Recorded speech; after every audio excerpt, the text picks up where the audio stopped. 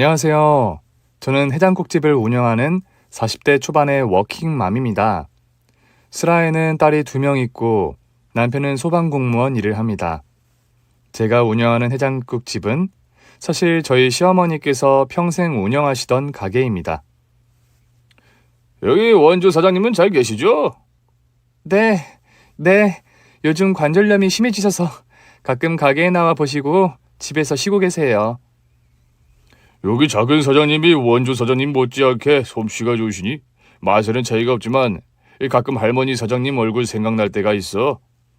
그러니까 원조 사장님 걸쭉한 욕 한 바가지 먹어야 비로소 배가 부른데. 할머니 사장님이 입담이 걸어도 재밌고 담백하셨지. 여기 작은 사장님은 너무 말씀을 착하게 하셔서 자꾸 한 그릇 더 추가하게 되나? 뭐? 욕을 안 먹어서 배가 덜 불러서? 사실 한 그릇이라도 더 팔려고 하는 제 상술인데 들켜버렸네요. 작은 사장님이 센스는 할머니 사장님 한 수 위라니까. 시어머님이 하시던 장사를 물려받아 원래의 명성을 유지하며 가게를 이어간다는 것이 쉬운 일은 아니었습니다. 저희 해장국집 단골들이 원체 수십 년 넘은 단골들이라 맛이 조금 변해도 바로 그 변화를 알아채는 예민한 미식가분들이 많거든요. 어머님께서는 가게를 물려주시기 전부터 오랫동안 저에게 선지 해장국 만드는 비법을 하나하나 전수해 주셨습니다. 소뼈는 핏물을 하루 반나절 찬물에 담가 빼야 하고, 자뼈들을 끓이다 처음 끓는 물은 버리고 뼈와 수육을 헹궈낸 다음 다시 깨끗한 물을 붓고 가마솥에서 반나절 끓여야 한다. 불 조절이 중요한데 일단 중불로 시작해서. 저는 사실 시집 오기 전에 직업이 우체국 공무원이었습니다. 나름 안정적인 직업이었는데 어느 날 시어머니께서 그런 말씀을 하시더군요. 예, 큰애야.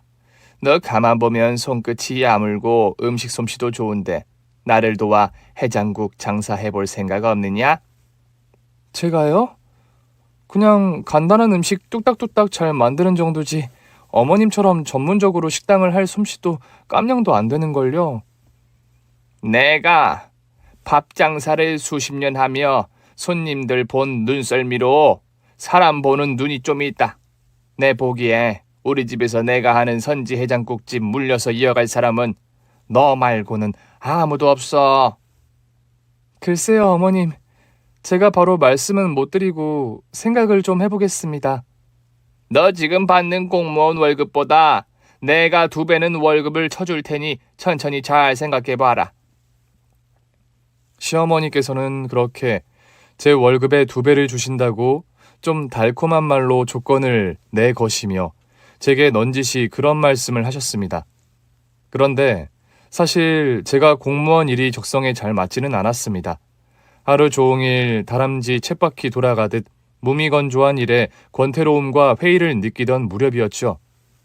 제가 원체 말단 공무원이라 월급이 많은 것도 아니었고 그런 상황에서 시어머님의 권유가 솔깃한 게 사실이었습니다. 예, 미정아, 아서라. 4년제 대학까지 멀쩡히 나온 애가 뭐 선지 해장국집?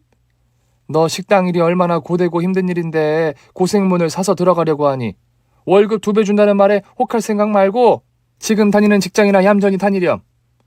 엄마, 나 지금 다니는 직장에 적성도 별로 안 맞고 우리 시어머니 하는 해장국집 나름 지역에서 굉장히 맛집으로 소문난 곳이에요. 제가 잘만 운영하면. 엄마가 식당을 한번 하다 말아 먹어봐서 잘 안다. 식당 일 그거 아무나 하는 거 아니다.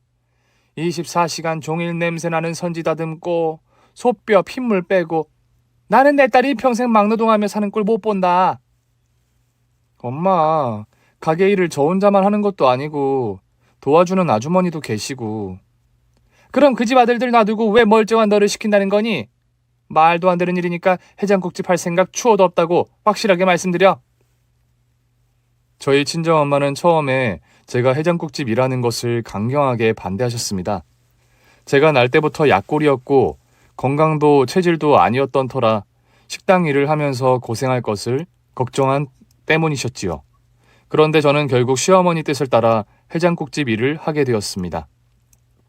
저 스스로가 일단 공무원 일이 적성에 맞지 않았고 요식업을 운영하는 CEO가 되는 일이 나쁘지 않다고 느껴졌거든요. 게다가 저희 시어머니가 만드신 선지 해장국이 참 맛있었어요. 저는 처음 남편과 어머님께 인사를 드리러 식당에 방문했었는데 처음 만난 제게 금방 끓인 선지 해장국 한 그릇을 떠주셨던 시어머니였습니다. 초면에 더 좋은 음식을 대접해야 하지만 일단 우리 식당에 인사를 온 거니까 내가 제일 맛있게 만드는 음식을 대접하는 것도 나쁘지 않을 것 같아서. 혹시 서운한 거는 아니지? 어머, 아니에요, 어머님. 안 그래도 어머님 선지해장국을 꼭 한번 먹어보고 싶었어요. 그렇게 처음 인사드린 자리에서 맛보게 된 어머님의 선지해장국이었죠. 저는 평소에 선지나 순대 그런 음식을 좋아하는 편이 아니었는데도 시어머님의 해장국은 감칠맛이 돌고 깊은 맛이 있었습니다. 어머님, 제가 태어나서 이렇게 맛있는 해장국은 정말 처음 먹어봐요. 입맛에 맞다니 다행이구나. 복스럽게 밥 먹는 모양이 참 예쁘구나. 우리 경수 와이프 감으로 너 정도면 100점이다. 솔직히 네가 아깝구나, 미정아. 처음 만났을 때부터 시어머님은 저를 마음에 들어 하셨고 저 역시 시어머님의 여러 가지 면들이 존경스러운 부분들이 많았습니다. 저희 시어머니께서요, 사실 거의 혼자 힘으로 대가족을 먹여 살리고 그 와중에 알뜰하게 저축하고 재산을 불려 서민갑부 소리를 듣는 분입니다. 6.25 때 피난와 조그만 국밥집을 차린 시어머니의 모친의 영향으로 시어머니께서도 선지 해장국집을 차리신 건데 그 지금 식당의 비법은 모두 시어머니의 친정 어머니에게서 나온 비법이라 하더군요. 우리 어머니 평생을 홀몸으로 오남매 건사하시며 참 고생을 많이도 하신 분이야. 그 옛날 이북서 피난 내려와 가진 거 하나 없이 국밥집 하며 그 대식구를 먹여 살리셨으니. 이북분들이 생활력이 강하고 장사수완이 좋다고들 하시잖아요. 우리 어머님은 이북 여자들 중에서도 억척스럽게 유명한 분이셨지. 내가 만드는 선지 해장국 비법도 다 어머니한테서 배운 거란다. 시어머니께서는 본인의 친정어머니를 그렇게 말씀하셨지만 제가 보기엔 시어머님도 그분 못지않게 부지런하고 억척스러운 분이셨습니다. 반백년 가까운 세월을 새벽 4시면 어김없이 기상해서 장사 준비를 하시고 꼬박 밤 9시까지 장사를 이어가신 분이니까요. 저는 공무원 생활을 그만두고 시어머니 밑에서 장사를 배우면서 솔직히 너무 힘들어서 중간에 제 선택을 후회한 적도 있을 정도였습니다. 여보, 생각했던 것보다 어머님 가게 일 만만치 않다. 내가 계속 어머님께 배우면서 해나갈 수 있을지 걱정이야. 당신 너무 힘들면 지금이라도 어머님께 솔직히 말씀드려.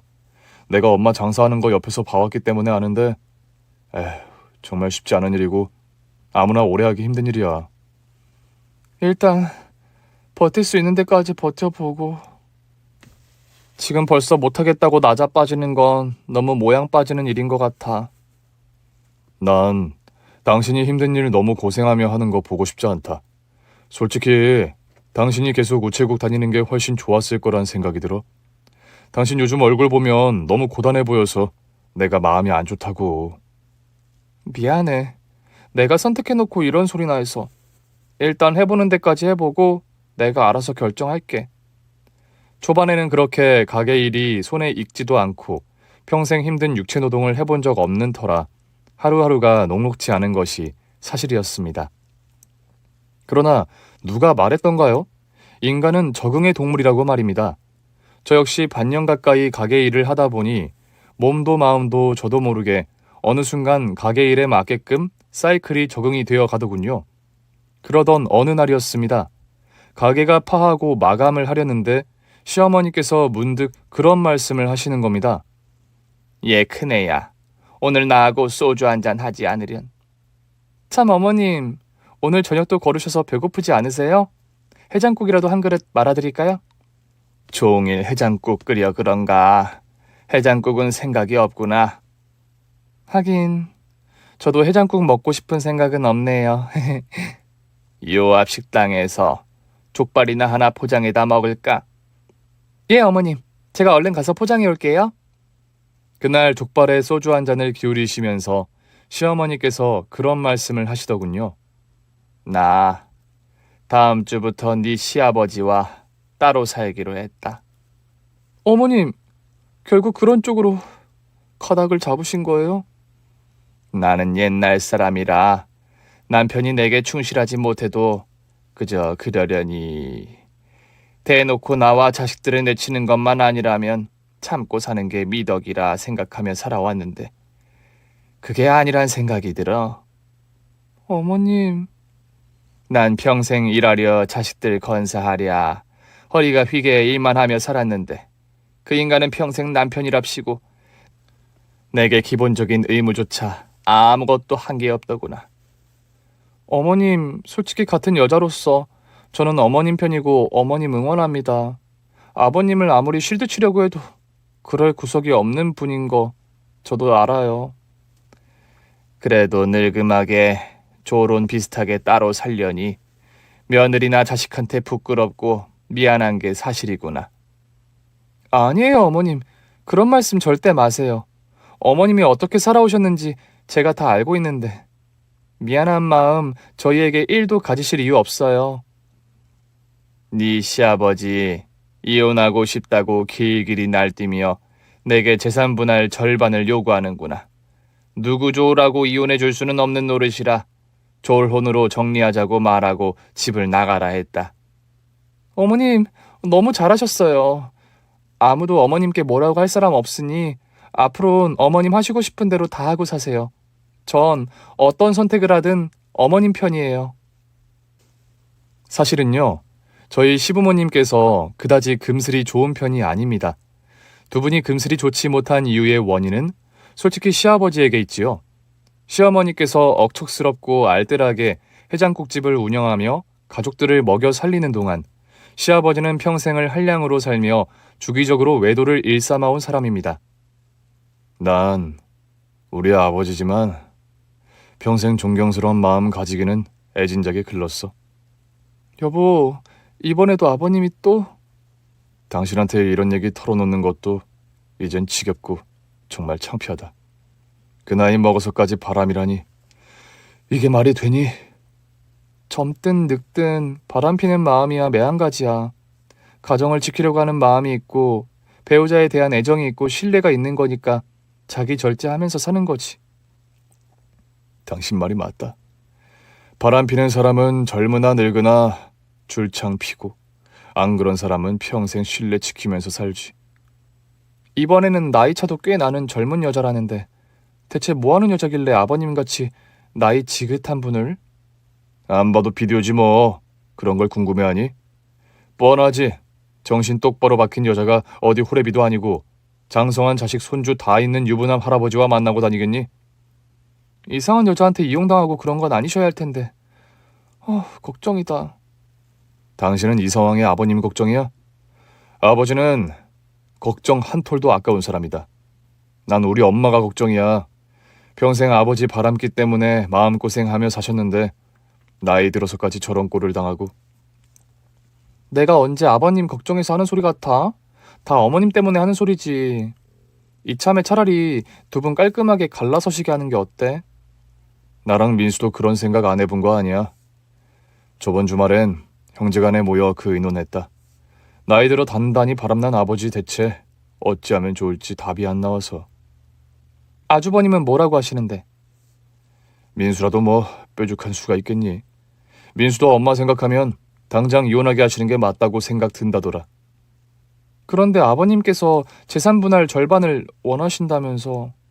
나도 그 부분이 너무 괘씸한 거야. 평생 한량으로 집에서 편하게 지내신 분이 사진 배운다, 서예 배운다, 그런 취미 생활이나 하시면서 뼈 빠지게 고생해서 재산을 모은 건 엄마인데 그 재산을 절반이나 내어달라는 아버지. 솔직히 너무 양심 없고 말이 안 되는 일이야. 바람난 여자가 아버님께 그런 걸 더 강요하는 거겠지 뭐. 안 봐도 뻔하다. 그런데 어머님께 정말 그러시면 안 되는 건데 아버님이. 우리 엄마 살아온 인생 생각하면 너무 속상하고 내가 다 화가 나. 아버지지만 엄마한테 저렇게 하면 정말 안 되는 거라고.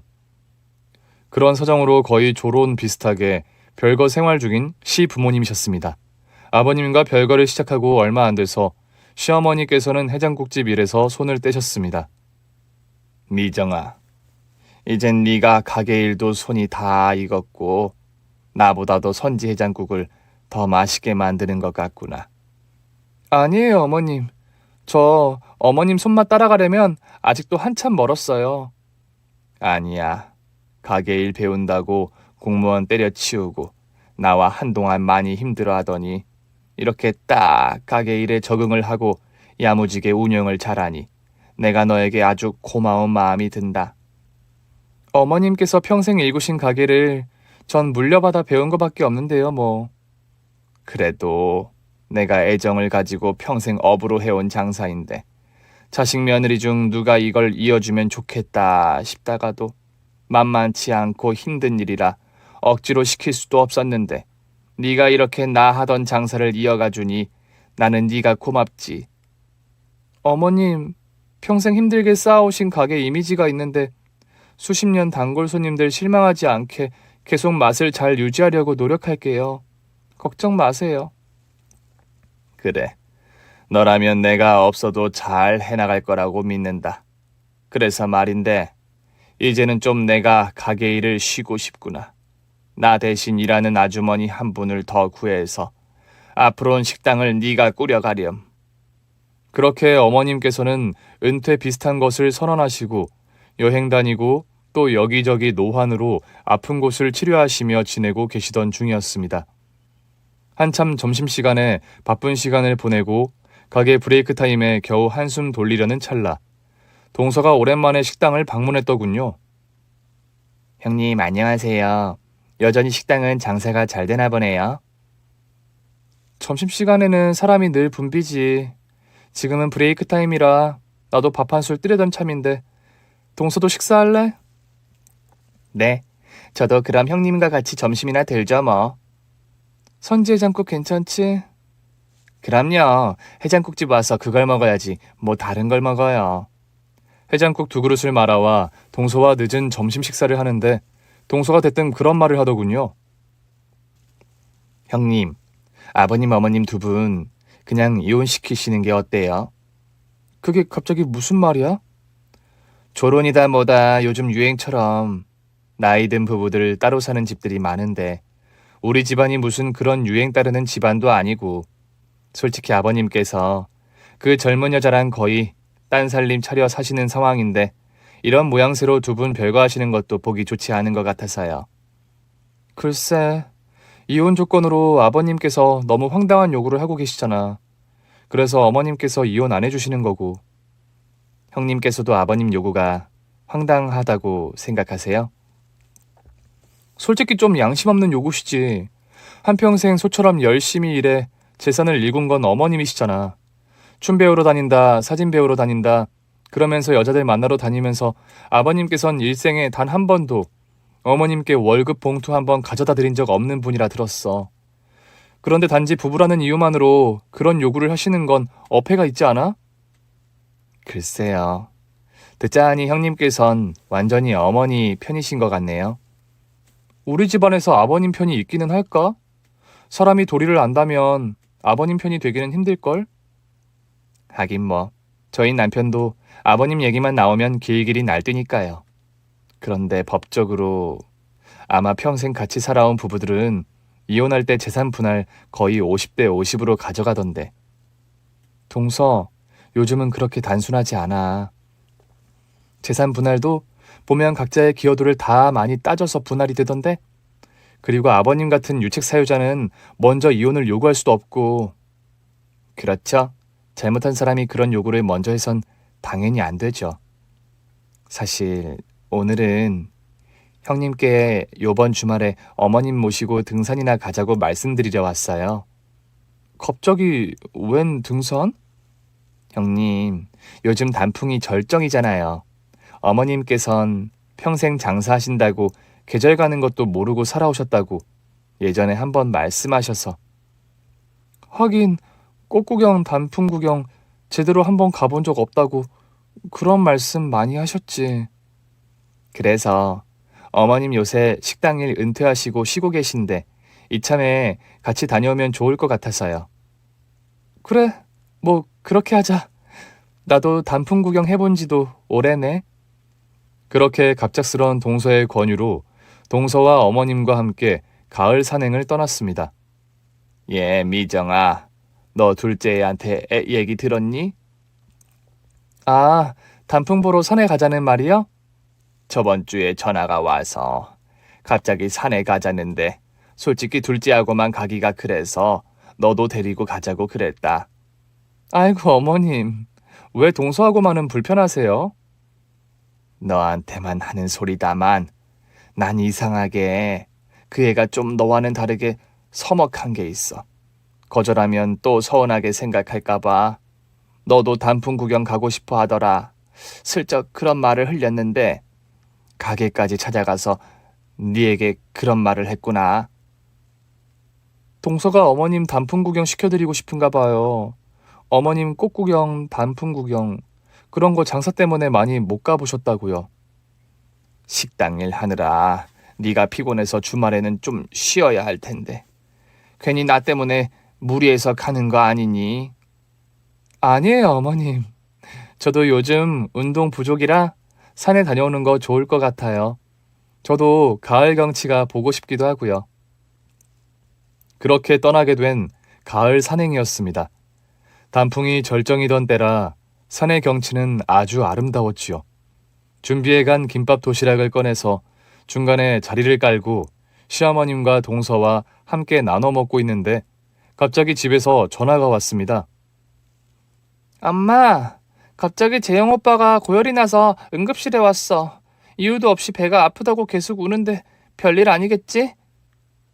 뭐? 잘못 먹은 거 있나? 점심에 너희들 뭐 먹었길래 그래? 별거 안 먹었어요. 그냥 피자 시켜서 같이 먹었는데. 아빠는 어디 계시니? 집에 안 계셔? 아빠도 갑자기 출동 명령 떨어져서 소방서 가셨어요. 남편은 소방직 공무원이라 가끔 급작스런 화재 사고가 발생하면 주말에도 갑자기 소방서에 가야 하는 일이 번번했습니다. 남편도 없는 상황에서 아들아이가 응급실에 실려갔다고 하니 마음이 쓰이고 걱정이 앞서더군요. 무슨 일이냐? 재용이가 어디 아프다니? 네, 제이가 연락이 왔는데 갑자기 고열이 나고 배가 아프다 해서 지금 응급실에 있다네요. 재용 아범은 어디 가고 애들만 병원에를 갔어. 화재 사고가 나서 출동 명령 떨어졌나 봐요. 어머님은 아무래도... 그래, 너는 어서 집에 가보렴. 애들끼리만 응급실에 두는 거 나도 찜찜하구나. 그러세요 형님. 제가 어머님 모시고 정상까지 잘 다녀올 테니 걱정 말고 얼른 병원에 가보세요. 동서, 어머님, 저 그럼 죄송하지만 먼저 내려가 볼게요. 저는 그렇게 부랴부랴 서울로 돌아와 아들이 입원해 있는 응급실로 달려갔습니다. 병원에 가보니까 반나절 사이에 아들은 얼굴이 반쪽이 다 되어서 식은땀을 흘리며 아파하고 있더군요. 선생님, 멀쩡하던 아이가 갑자기 왜 이런 겁니까? 급성 충수염입니다. 응급수술 들어가야 하니까 일단 비켜주시죠. 알고 보니 제 아들은 왜 맹장염이라고 하는 그 급성 충수염에 걸려 고열과 복통에 시달렸던 거였습니다. 마취를 하고 수술에 들어간 아들이 회복실에 들어가 있는 것을 기다리는데 또 갑자기 동서에게 전화가 걸려온 겁니다. 형님, 큰일 났어요. 어머님께서 산을 오르시다 그만. 아니 동서, 그게 대체 무슨 말이야? 어머님께서 어디 다치기라도 하셨어? 그게 아니라 어머님께서 실족사 하신 것 같아요. 아무래도 지금 산에 구급 요원들이랑 헬기까지 동원돼서 어머님 찾고 있고요. 아니, 아까 낮에까지 멀쩡히 점심 도시락 같이 먹고 인사드렸는데 이게 대체 무슨 말이야? 경찰하고 앰뷸런스는 도착했어? 네, 형님. 일단 아주버님하고 다 같이 여기로 오셔야 할 것 같아요. 알았어. 재영이 아빠하고 당장 거기로 갈 테니 조금만 기다려. 그렇게 황당한 소식을 접하고 전 경황을 차릴 새도 없이 당장 남편에게 전화를 걸었습니다. 남편은 다행히 일이 끝나 있었고 자초지정을 설명한 뒤 남편과 저는 당장 사고 현장으로 한달음에 달려갔지요. 이게 대체 무슨 일입니까?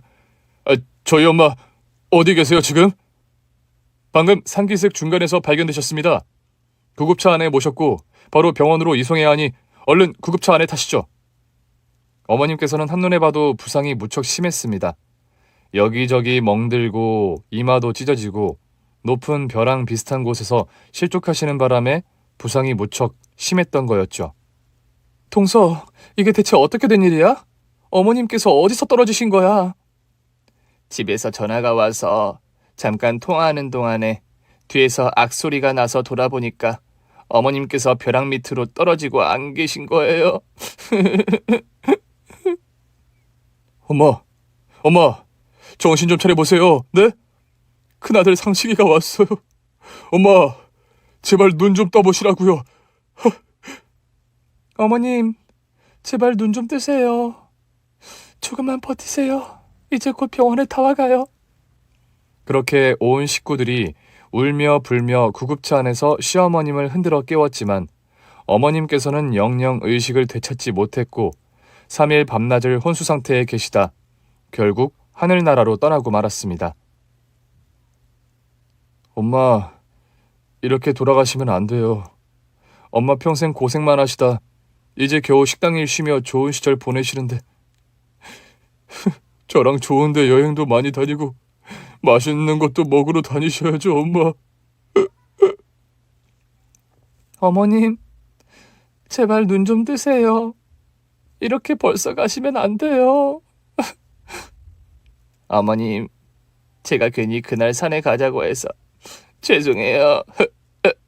전 어머님 계절 가는 것도 모르고 살아오셨다고 단풍 구경 한번 가고 싶다는 말씀에 산에 모시고 간 건데 이렇게 가버리시면 어떻게 해요? 그렇게 단풍 구경한다고 산에 가셨다가 급작스레 명을 달리하신 어머님이셨습니다.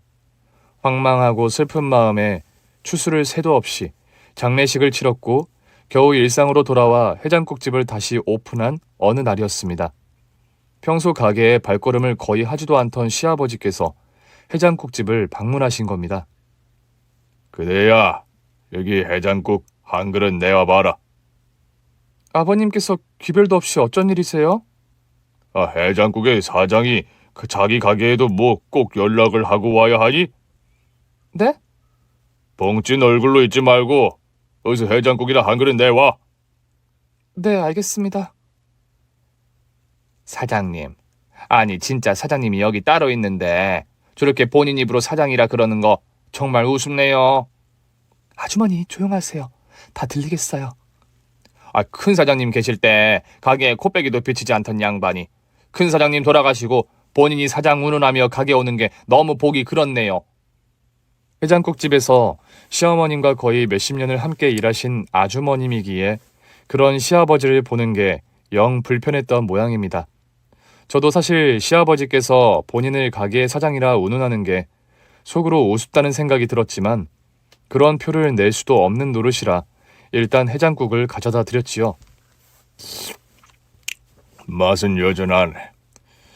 네가 죽은 네 시어머니 솜씨를 그대로 전수받았구나. 네. 그런데 아버님은 제게 뭐 하실 말씀이라도 있으세요? 사실 네 시어머니 돌아가신 마당에 이 가게를 계속 해야 되나 싶어서 말이다. 네? 그게 대체 무슨 말씀이신지. 너 그럼 평생 해장국집 하며 살 생각이었니? 네, 그렇죠. 제가 우체국까지 그만두며 어머님 밑에서 몇 년을 식당일 배운 게 다... 그건 일방적인 네 시어머니 뜻이었지. 난 해장국집 평생 할 생각 애초부터 없었다. 그럼 가게를 정리하기라도 하겠단 말씀이세요? 이 해장국집 건물 경매로 내놓으려고 한다. 노후된 건물이라 더 가지고 있어봐야 리모델링비니 뭐니 이 배보다 배꼽이 더 클 상황이야. 지금 팔아주는 게 훨씬 현명하지. 아버님, 제가 장사를 하고 있는 식당을 그렇게 갑자기 파신다고 하면 계속 네가 해장국집을 하고 싶으면 가게 터야 다른 데도 많지 않니? 이 식당 건물을 나는 처분해야겠으니 그리 알고 정리 시작해라.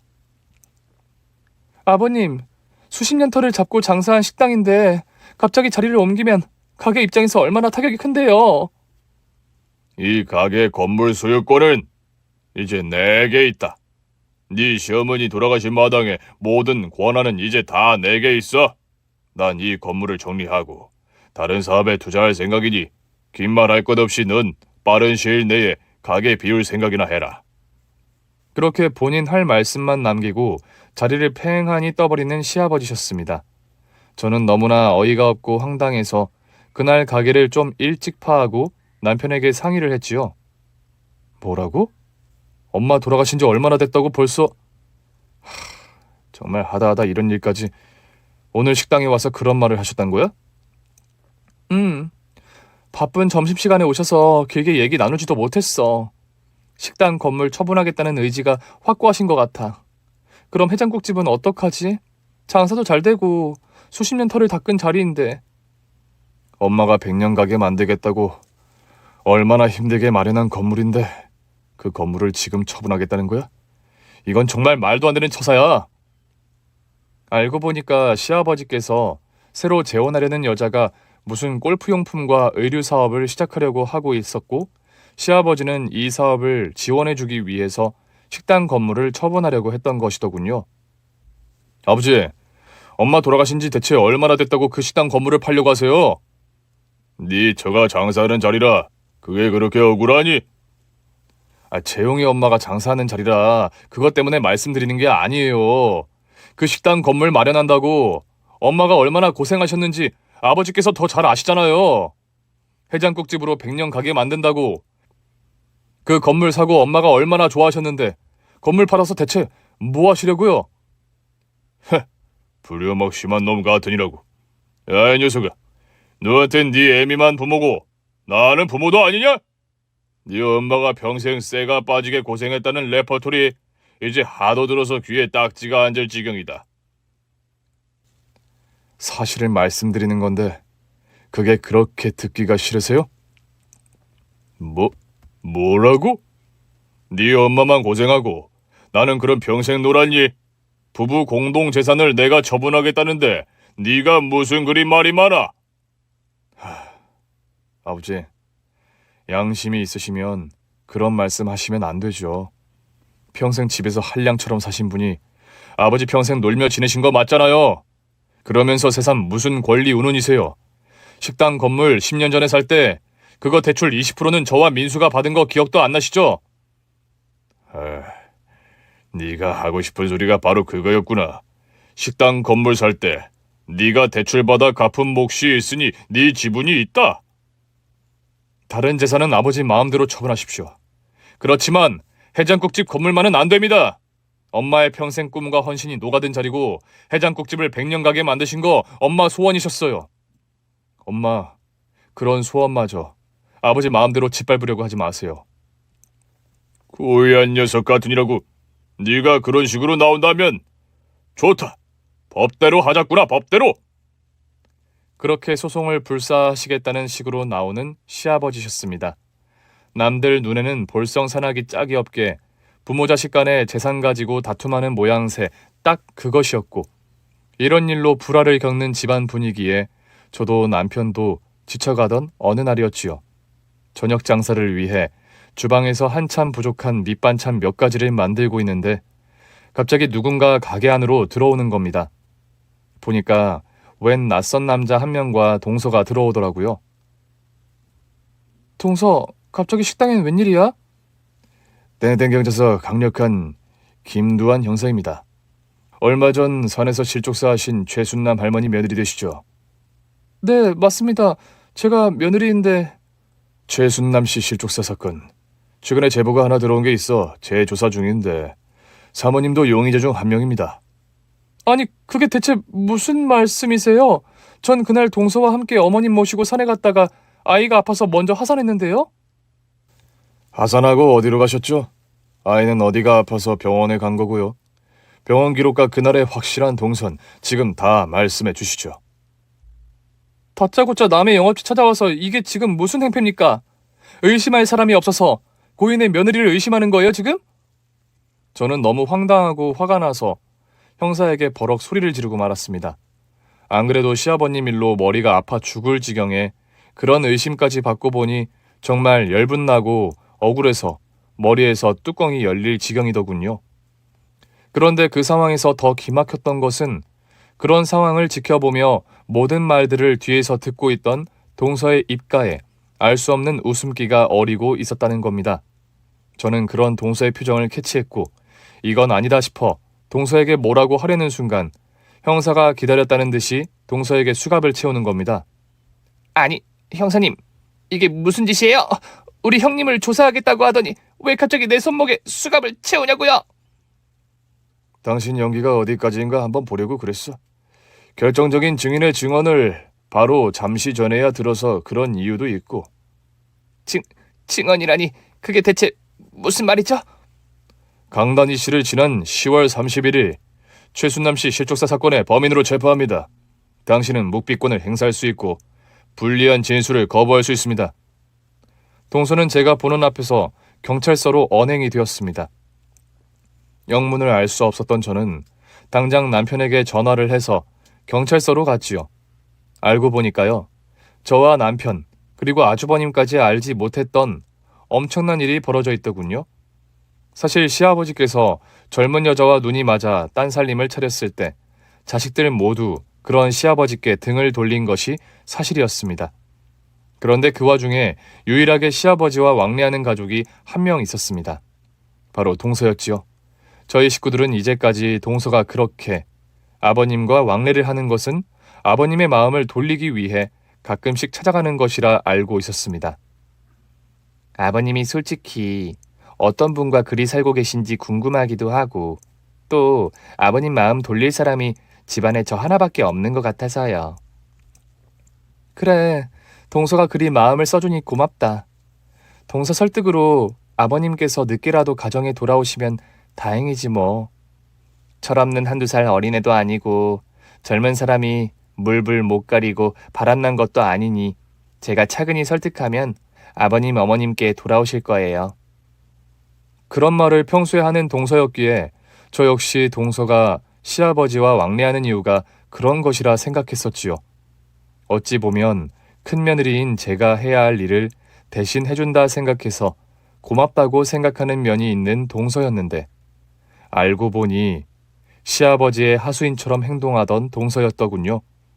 재산 분할도 해주지 않고 이혼도 해주지 않는 시어머니가 마음에 들지 않았던 시아버지는 동서를 통해 그런 말도 안 되는 일을 꾸민 것이었죠. 동서, 어떻게 인두껍을 쓰고 그런 일을 벌일 수 있어? 동서가 사람이야?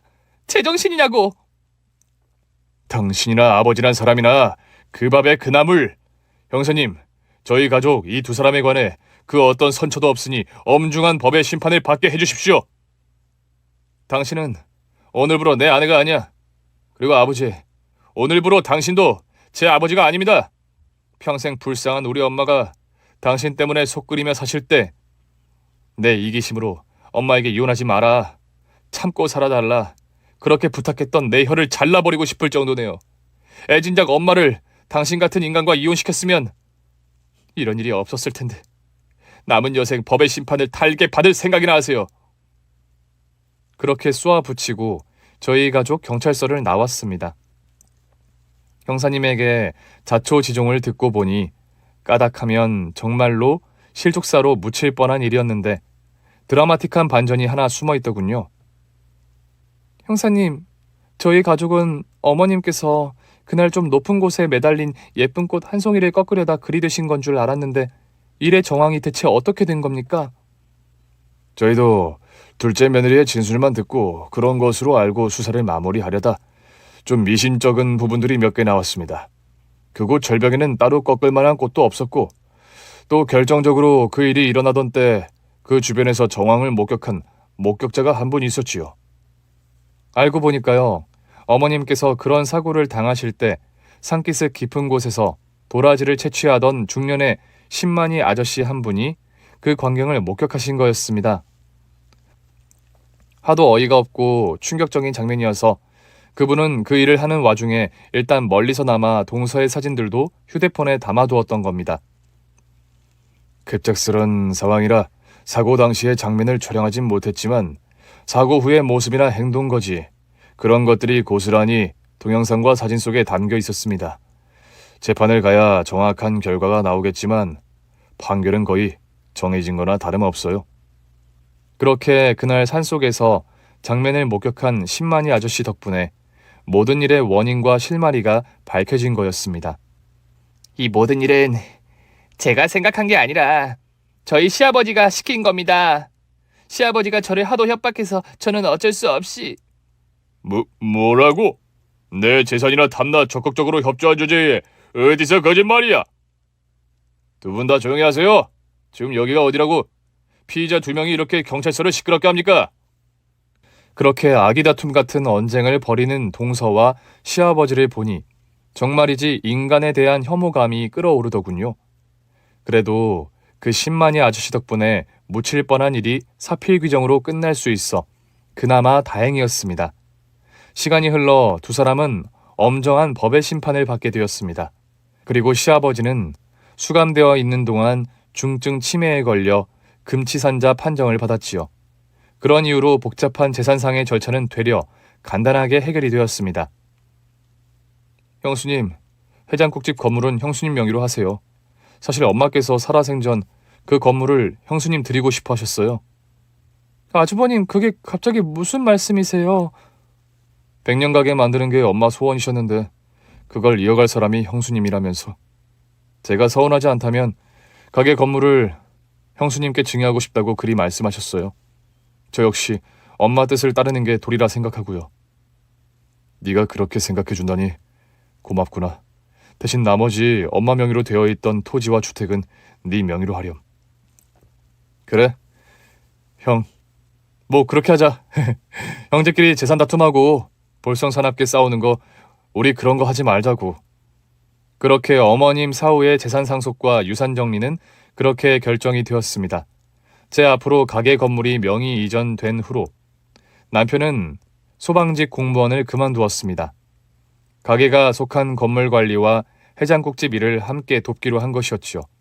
남편이 식당 일을 도와주면서 해장국집은 더 성업하게 되었습니다.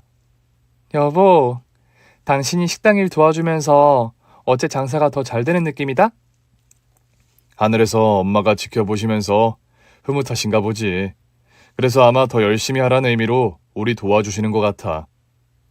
남편과 함께 해장국집을 운영하게 된 후로 3년이 채 되지 않아 저희 식당은 전국 각지에 10곳이 넘는 분점을 내게 되었습니다. 남편은 공무원을 하던 사람이라 사업적인 머리가 있을 거라 기대하지 않았는데 의외로 사업 마인드가 있는 남편이더군요. 나는 주방에서 음식 만들 줄이나 알았지. 이런 식으로 분점을 내고 확장할 생각을 못했는데 당신 생각보다 똑똑한 사람이네? 뭐라고? 사람 참. 엄마가 얼마나 힘들게 일구신 가게인데 잘 끌어가야 한다는 생각이 강해서 그렇지 뭐. 여보, 어머님께서 살아생전 그런 말 자주 하셨잖아. 못 배운 게 한이라. 죽기 전에 장학사업 하고 싶단 말씀 하셨던 거 기억하는데 우리 사업도 커졌고 늦게라도 어머님 유지 받드는 게 어때? 남편과 저는 해장국집 분점을 내면서 매출이 커졌고 그 수익을 바탕으로 장학 사업을 시작하게 되었습니다. 고인이 되신 시어머니 이름으로 장학 사업을 시작하게 된 것이지요. 지역 내의 고아원을 중심으로 공부에 뜻이 있는 중고등학생과 대학생들을 돕는 사업을 시작했습니다. 어머님께서 좀 더 오래 우리 곁에 있었더라면 참 좋았을 텐데. 요즘도 식당 주방에서 육수 끓이다 어머님 생각날 때가 참 많아. 그러게 말이야. 살아생전 엄마 모시고 해외여행 한번 다녀오지 못한 게 나는 참 한이다. 뭐가 그리 바빠서 그러고 살았는지. 그래도 어머님, 당신이랑 나 이렇게 둘이 식당 운영하는 거 아시면 참 좋아하실 거야. 당신 소방직 공무원 일 위험한 일 아들이 한다고 늘 걱정이 많으셨는데. 엄마가 틈만 나면 은근슬쩍 나를 꼬셨어. 당신 도와서 같이 해장국집 하면 안 되겠냐고 말이야. 엄만 다른 것보다 화재 사고 현장에 자꾸 나가 일을 해야 하는 내가 걱정돼서 하신 말씀인데 난 왜 자꾸 엄마 하시던 일을 나에게까지 강요하냐고 짜증만 냈지. 지금 당신 나랑 같이 식당 잘 꾸려가고 있잖아. 하늘에서 지켜보시면서 어머님께서 흐뭇해 하실 거야. 살아계실 때 좀 엄마가 원하는 일을 해드릴 걸. 그런 회한이 많이 남지 뭐. 당신이라도 엄마 가게 일 이어받아 해준 게 난 정말 고마워. 말도 안 되는 우여곡절 끝에 식당 운영을 하며 사업도 확장시키면서 주변에서 성공했다 소리 들으며 잘 살아가게 된 저희 부부입니다.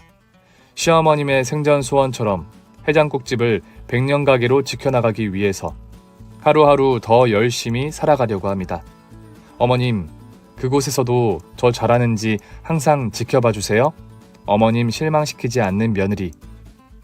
100년 가게 해장국집 사장으로 어머님 뜻 잘 받들도록 더 노력하겠습니다. 긴 얘기 들어주셔서 정말 감사합니다. 오늘 준비한 사연은 여기까지입니다. 재미있게 들으셨다면 구독과 좋아요, 알림 설정까지 눌러주세요. 그럼 저는 다음 사연으로 찾아뵐게요. 오늘도 건강하고 행복하세요.